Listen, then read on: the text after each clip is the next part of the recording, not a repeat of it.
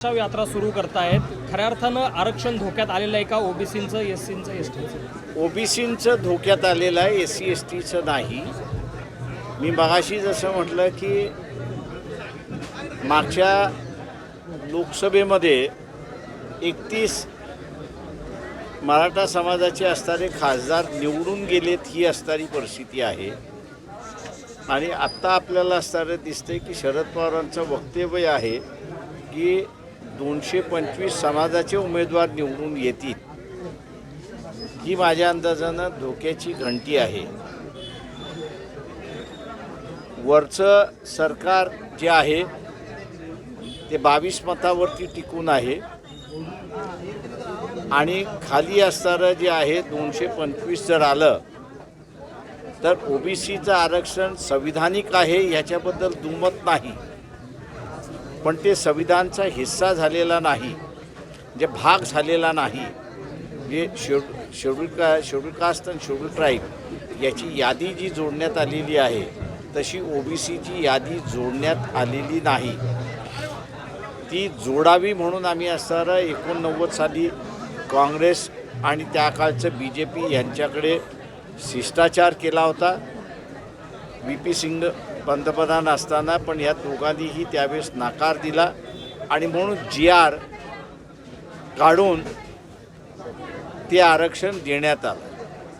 इंदिरा साहनीच्या माध्यमातून आरक्षण देणं हे वैध आहे की नाही याबद्दल तपासण्यात आलं आणि कोर्टाने निर्णय दिला की ते संविधानिक आहे, कॉन्स्टिट्यूशनल आहे.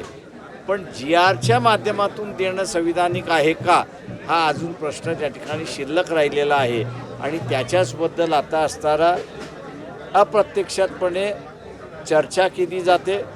आणि मगाशी मी जसं म्हटल्याप्रमाणे की ह्या GRला सुद्धा स्थगन मिळू शकते आणि स्थगिती मिळाली तर आरक्षण थांबतं हे आपल्याला माहीत आहे.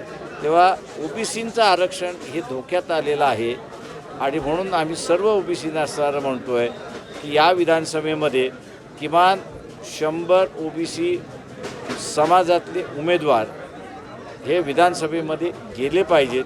तेव्हा जो ओबीसी कार्यकर्ता ज्या पक्षात आहे त्यांनी त्या पक्षामध्ये लढलं पाहिजे, भांडलं पाहिजे, उमेदवारी मिळवली पाहिजे आणि 100चा आकडा ओबीसींचा गाठला पाहिजे. कोणत्याही पक्षातून ओबीसी उमेदवार लढला तरी त्याचं स्वागत होईल. आता लोकांनी ठरवायचं आहे.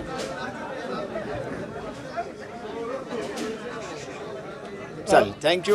साहेब, तुम्ही मनोज जरांगे पाटील यांना भेटायला गेले होते, त्यांना त्यावेळेस त्यांच्या आंदोलनाला पाठिंबा दिला होता. मात्र आता ते हट्टाला पेटलेले आहेत की आरक्षण हवंय पण ते ओबीसी मधूनच. आम्ही तेच म्हणतोय की 2 वेळा हा मुद्दा सुप्रीम कोर्टापर्यंत गेला आणि दोन्ही वेळा सुप्रीम कोर्टाने तो नाकारण्यात आलेला आहे. तेव्हा आम्ही असारा म्हणत होतो आणि आजही आम्ही असारा म्हणतो आहे की ओबीसीचं आरक्षण हे ओबीसीनंच राहिलं पाहिजे आणि त्यासाठी आमचे असणारे प्रयत्न त्या ठिकाणी चाललेले आहेत. जरांगे पाटील यांची जी मागणी आहे की ओबीसी मधूनच हवंय, तर ही मागणी कितपत आता रास्त वाटते सुप्रीम तुम्हाला? कोर्टाने त्याच्यावरती निकाल दिलेला आहे, त्याच्यावरती पुन्हा भाष्य करण्याची गरज आहे असं मला वाटत नाही. साहेब, तुम्ही आता भाषणात पण म्हणाले का जो राजकीय नेता म्हणेल का ओबीसीतून राजकीय आरक्षण द्यायला विरोध करणार, मनोज जरांगे पाटील यांची जी मागणी आहे त्याला विरोध करत त्याला सपोर्ट करा. हो, आम्ही ते सगळं म्हणालो आहे की ओबीसीने आता स्वतःचं टार्गेट ठरवलं पाहिजे आणि ओबीसीचं टार्गेट हे असलं पाहिजे की मनोज जरांगे पाटील यांची मागणी जो राजकीय पक्ष विरोध करेल तो आपला पक्ष, अशी भूमिका ओबीसीने घेतली पाहिजे. सर, कायम शरद पवारांचं बद्दल बोललं जातं की त्यांनी मुख्यमंत्री असताना मंडल आयोग लागू केला, मात्र आता तुम्ही म्हणताय की तेच ओबीसींचं आरक्षण हे करणार. माझ्या अंदाजाने पूर्णपणे चुकीचं आहे.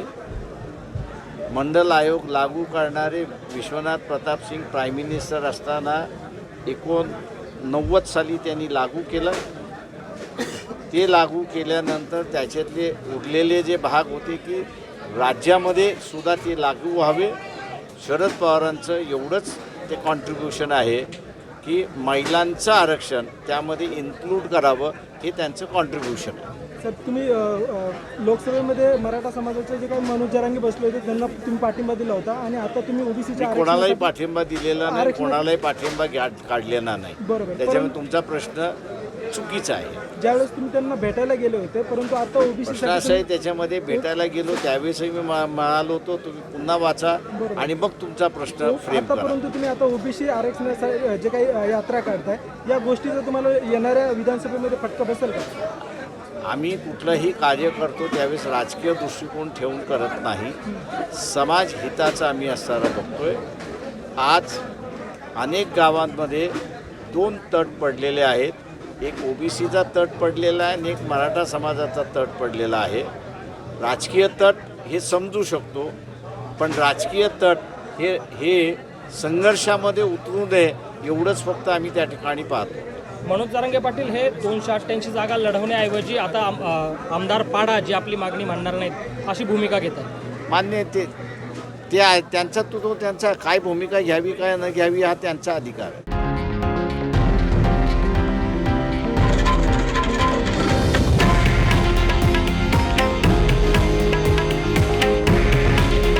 हे आहे देशातील नंबर 1 न्यूज नेटवर्क आणि आपण पाहत आहात TV9 मराठी.